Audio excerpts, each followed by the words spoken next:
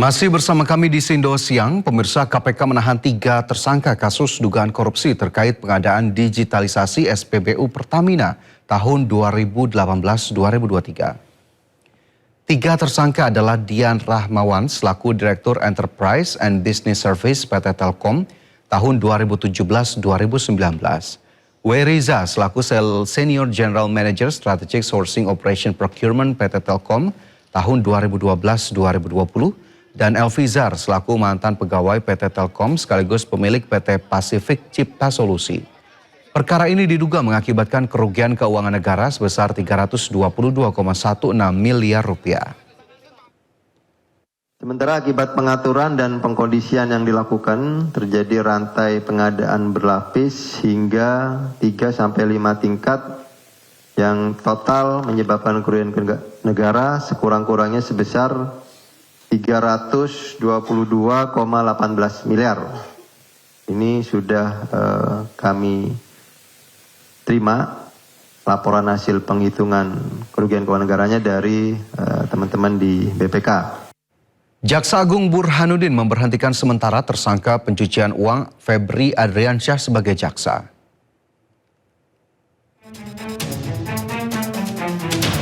Febri Adriansyah terus menelan pil pahit. Setelah mengundurkan diri sebagai Jampisus, lalu menjadi tersangka tindak pidana pencucian uang hingga ditahan. Kini mantan Jampisus itu diberhentikan sementara sebagai jaksa. Kapus Penkum Kejagung Anang Supriyatna menyebut Jaksa Agung Burhanuddin sendiri yang memberhentikan Febri dan terhitung sejak 31 Juli 2026. Menurut Anang, bukan tanpa alasan Jaksa Agung memberhentikan sementara Febri sebagai jaksa. Namun, berdasarkan laporan tim 9 Kejagung. Tim yang sengaja dibentuk Kejagung untuk mengusut kasus dugaan korupsi dan tindak pidana pencucian uang yang menyeret nama Febri Adriansyah. Keputusan pemberhentian sementara akan terus berlaku hingga kasus hukum yang menyeret Febri sudah berkekuatan hukum tetap. Tim Liputan iNews melaporkan. Penyidik Kejagung menggeledah 4 perusahaan milik pengusaha Don Rito sebagai orang kepercayaan mantan Jampitsus Febri Adriansyah. Keempat perusahaan diduga menjadi tempat pencucian uang haram mantan Jampitsus Febri.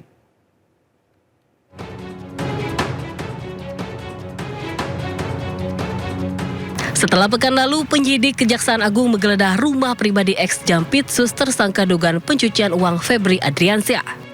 Senin 3 Agustus, tim 9 Kejaksaan Agung juga menggeledah 4 perusahaan milik tersangka Don Rito yang diduga menjadi tempat pencucian uang di Jakarta Selatan dan Depok. Tim 9 menggeledah 4 perusahaan milik tersangka Don Rito yang diduga menjadi tempat pencucian uang.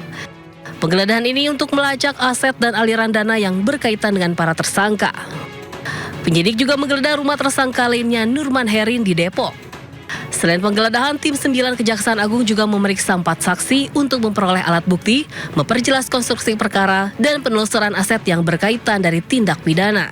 Seluruh tindakan penyidikan tersebut telah dilakukan berdasarkan ketentuan acara yang berlaku dan merupakan bagian dari upaya penyidik untuk memperoleh alat bukti, memperjelas konstruksi perkara, serta melakukan penelusuran terhadap aset-aset yang diduga berasal dari hasil tindak pidana. Sementara itu, perlawanan dilakukan kubu Febri Adriansyah dengan mengajukan 2 pra-peradilan terkait penetapan tersangka dugaan TPPU dan penahanan. Dan satu lagi terkait penetapan dirinya dalam dugaan korupsi dan pencucian uang, penggeledahan dan penyitaan yang dilakukan Polda Metro Jaya dan atau Kortas Tipikor. Kuasa hukum Febri menyatakan permohonan pra-peradilan karena ditemukan sejumlah penyimpangan. Dari Jakarta, tim Liputan iNews melaporkan. Perkara yang menjerat mantan Menteri Pendidikan, Kebudayaan, Riset, dan Teknologi Nadiem Makarim kembali bergulir. Hari ini Pengadilan Tindak Pidana Korupsi Jakarta Pusat menggelar sidang perdana banding atas perkara tersebut. Sidang banding dijadwalkan berlangsung di Pengadilan Tipikor Jakarta Pusat dengan agenda mendengarkan pokok-pokok permohonan banding dari pihak yang mengajukan upaya hukum. Persidangan ini menjadi tahapan lanjutan setelah putusan pengadilan tingkat pertama. Baik pihak terdakwa maupun penuntut umum berpeluang menyampaikan argumentasi hukum sebagai dasar permohonan banding kepada majelis hakim. Ya, pemirsa, sidang perdana banding atas mantan Mendikbudristek Nadiem Makarim digelar hari ini. Lantas seperti apa jalannya persidangan dan perkembangan terbaru terkait dengan kasus tersebut? Kita langsung bergabung dengan rekan Selena Utomo yang saat ini berada di Pengadilan Tipikor Jakarta Pusat. Selena, seperti apa agenda sidang hari ini? Ya, Fajar dan juga pemirsa, dapat kami informasikan memang untuk persidangan dari kasus Nadiem Makarim ini terus berlangsung dan hingga hari ini memang masih dalam proses banding, yang dimana memang sudah selesai di pukul 11 tadi. Nadiem Makarim dan juga tim kuasa hukum beserta istri tercinta dan juga kerabat-kerabatnya sudah keluar dari ruang persidangan dan merasa persidangan kali ini berjalan dengan lancar dan juga sesuai dengan apa yang dia mau begitu. Dan pokok-pokok dari pembahasan yang tadi disidangkan adalah ada 3 poin, yaitu terkait dengan kerugian negara yang memang dinilai tidak ada. Yang kedua, kemudian tidak adanya konflik kepentingan, dan yang terakhir adalah memang tidak ada konflik-konflik kepentingan yang di antara Nadiem Makarim dan juga pihak-pihak yang dipanggil di persidangan sebelumnya. Dan yang terakhir memang tidak ada unsur dari persengkokolan dari pihak-pihak terkait yang memang sudah dipanggil di pengadilan sebelumnya begitu, Fajar dan juga pemirsa. Namun untuk agenda lanjutan dari persidangan pembacaan hari ini adalah di tanggal 12 nanti akan dilakukan pemanggilan dari saksi-saksi yang berasal dari pihak Gotoh. Mungkin sementara itu, Fajar.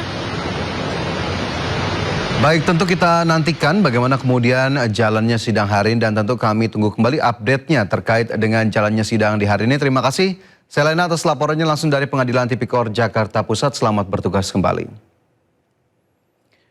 Pemirsa, Kementerian Hukum akan mempelajari keputusan MK yang memerintahkan pemisahan anggaran program makan bergizi gratis dari anggaran pendidikan dalam APBN.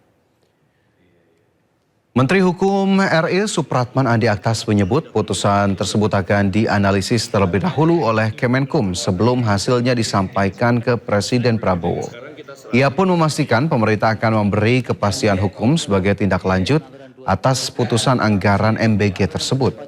Sebelumnya MK mengabulkan sebagian permohonan uji materi terkait program MBG dan memerintahkan agar anggaran program tersebut dipisahkan dari pos anggaran pendidikan dalam penyusunan APBN pada tahun-tahun berikutnya. MK juga tegaskan bahwa MBG bukan merupakan bagian dari komponen utama biaya operasional penyelenggaraan pendidikan.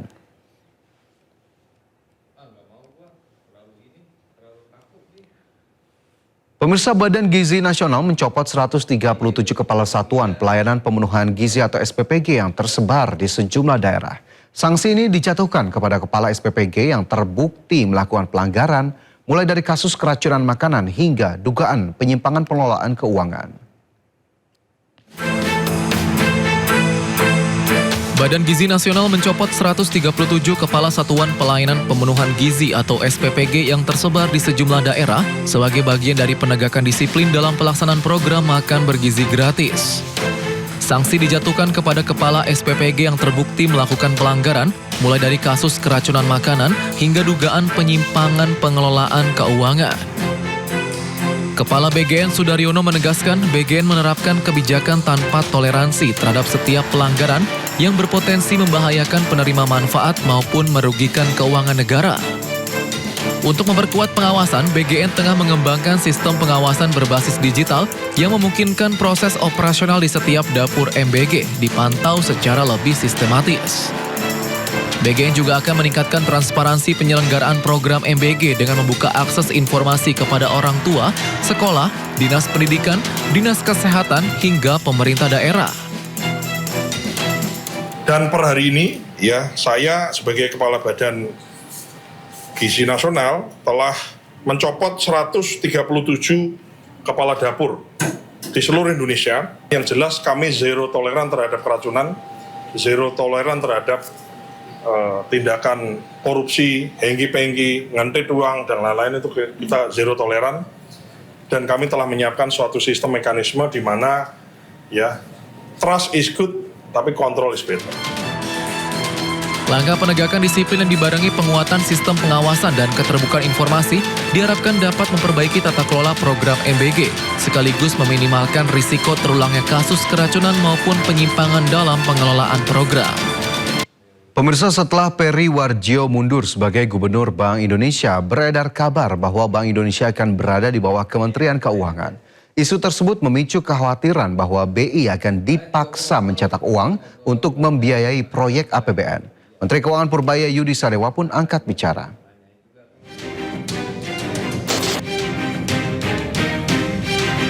Siapa pucuk pimpinan Bank Indonesia pasca mundurnya Peri Warjio sebagai Gubernur Bank Indonesia masih tanda tanya. Sejumlah nama ramai disebut, salah satunya Menteri Keuangan Purbaya Yudi Sadewa. Isu santer lainnya yaitu soal status Bank Indonesia yang akan berada di bawah Kementerian Keuangan. Namun Purbaya menilai kabar tersebut masih terlalu dini dan beresiko bagi stabilitas ekonomi saat ini. Jadi terlalu dini kalau kita kemungkinan besar juga berarti. Jadi gini, ketika keadaan seperti ini kurang baik merubah sistem yang ada ya. Jadi adalah perbaikin kinerjanya kita semua itu. Kita lebih dekat dengan BI, BJK, LPS dan keuangan supaya kebijakannya lebih sinergis gitu aja. Itu yang dikejar mungkin. Sejarah mencatat status Bank Indonesia pernah setara kementerian di masa Orde Baru. Namun pada era reformasi, BI menjadi lembaga independen fokus bertugas menjaga stabilitas nilai tukar rupiah. Sesuai undang-undang, BI bebas dari campur tangan pemerintah. Jika BI dibawa Kemenke, sejumlah pihak khawatir BI akan dipaksa mencetak uang untuk pembiayaan APBN. Dan pada ujungnya, nilai rupiah ambruk, inflasi melambung, dan Indonesia kehilangan kepercayaan investor. Tim Liputan iNews melaporkan. Pemerintah mempercepat penyusunan peraturan Presiden Tata Kelola Koperasi Desa Kelurahan Merah Putih. Regulasi ini nantinya akan mengatur secara rinci model bisnis koperasi hingga mekanisme penyaluran barang hingga sampai ke masyarakat. Kementerian Koperasi bersama sejumlah kementerian dan lembaga terkait tengah merampungkan rancangan peraturan Presiden terkait operasionalisasi Koperasi Desa Kelurahan Merah Putih. Perpres ini ditargetkan segera rampung dalam waktu dekat dengan harapan dapat menjadi payung hukum dalam penyaluran barang subsidi, sembako hingga berbagai bantuan sosial dari pemerintah pusat melalui koperasi desa. Menteri Koperasi Ferry Juliantono mengatakan draft Perpres tentang operasionalisasi Koperasi Desa Kelurahan Merah Putih sedang dalam tahap finalisasi.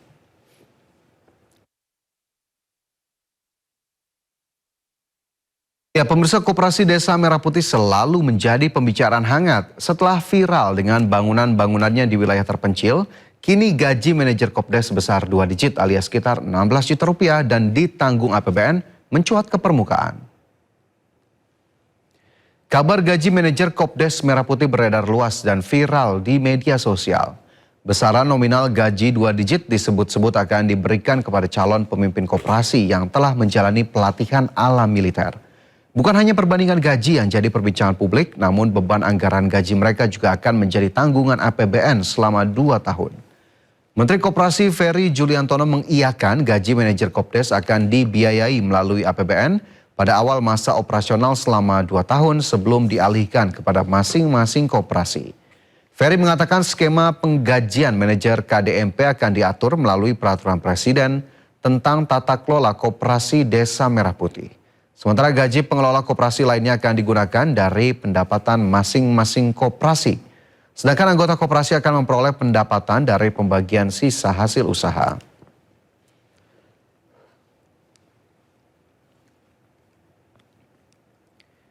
Pemirsa, publik di tanah air mendadak dihebohkan dengan kebijakan baru. Pemerintah menyiapkan gaji sebesar 16 juta rupiah per bulan untuk posisi manajer koperasi desa atau Kopdes, di mana 2 tahun pertama ditanggung penuh oleh APBN.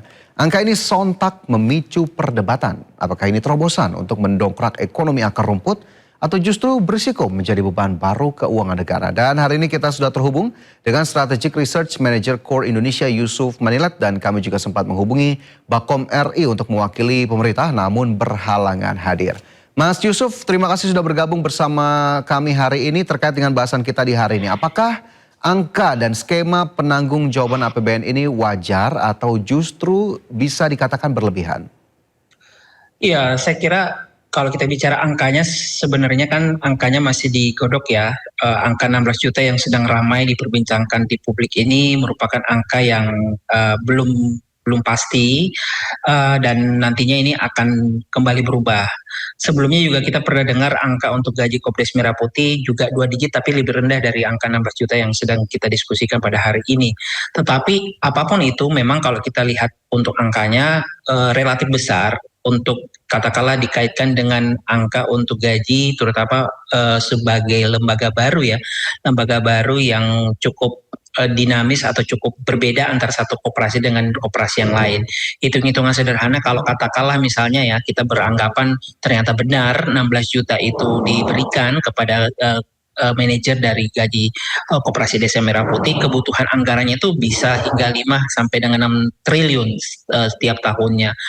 Bahkan kalau misalnya kita reduksi angkanya katakanlah misalnya 8 juta misalnya untuk gaji koperasi dengan 30 ribu manajer ya, KDMP itu juga masih relatif besar, 2 hingga 3 triliun, dan itu merupakan angka yang cukup besar kalau kita bicara lembaga yang baru. Kemudian juga kalau kita bicara unit bisnis, skema bisnisnya juga sebenarnya kita harus katakan itu belum jelas, maka kalau menurut kami memang angkanya itu relatif masih terlalu besar. Belum lagi kalau kita bicara masalah potensi dari kecemburuan sosial terutama di desa ya. Kalau kita paham bahwa angka 16 juta atau katakanlah misalnya 2 digit di desa itu relatif sangat besar, dan kalau misalnya tidak ada semacam mitigasi ataupun langkah lain yang dilakukan oleh pemerintah terutama untuk mendongkrak kesejahteraan mereka yang tidak bekerja di Koperasi Desa Merah Putih, maka tadi ini bisa memperlihatkan ketimpangan dari sisi anggaran atau gaji yang diterima oleh mereka yang bekerja sebagai manajer di Koperasi Desa Merah Putih dan mereka yang tidak bekerja di Koperasi Desa Merah Putih. Jadi memang ini ada proses ketimpangan yang mungkin bisa muncul, dan tentu angka yang besar ini perlu ditinjau kembali mengingat tadi ya ini berbeda ya antara satu koperasi, ada yang besar, ada yang kecil, dan ini menurut kami memang akan tidak cukup baik kalau misalnya dipukul rata 16 juta untuk semua unit Koperasi Desa Merah Putih. Baik, tentu ada ketimpangan di sana. Tadi juga beban APBN-nya sudah sempat disebutkan begitu ya, per tahun berapa besar begitu. Nah, tapi kalau kita lihat lebih lanjut terkait dengan skema bisnis Koperasi Desa Merah Putih begitu Mas Yusuf. Apa yang sebetulnya bisa kita lihat dari skema KDMP ini? Apakah kemudian memang ada persoalan ekosistem bisnis yang kemudian lebih mendasar yang harus dibenahi sebelum bahkan kita membicarakan lebih jauh terkait dengan gaji yang dirasa seharusnya di angka tersebut 2 digit yang layak diberikan oleh negara? Iya, kalau kita bicara skema bisnis memang belum terlalu terlihat jelas ya. Karena kalau dilihat dari unit yang sudah terbangun saat ini, artinya bentuk dari KDMP ini bentuknya lebih kepada seperti retail modern ya, yang menjual berbagai macam produk kebutuhan sehari-hari. Padahal kalau kita ingat dulu di awal disebutkan sebenarnya KDMP ini nantinya akan menampung produk-produk yang dihasilkan di desa tersebut sehingga rantai pasok ataupun nilai jual dari petani itu bisa relatif lebih baik. Tujuan akhirnya itu sebenarnya untuk meningkatkan kesejahteraan para pekerja di desa. Tapi kalau kita lihat sekali lagi unit bisnis yang berdiri saat ini itu masih relatif jauh dari tujuan awal.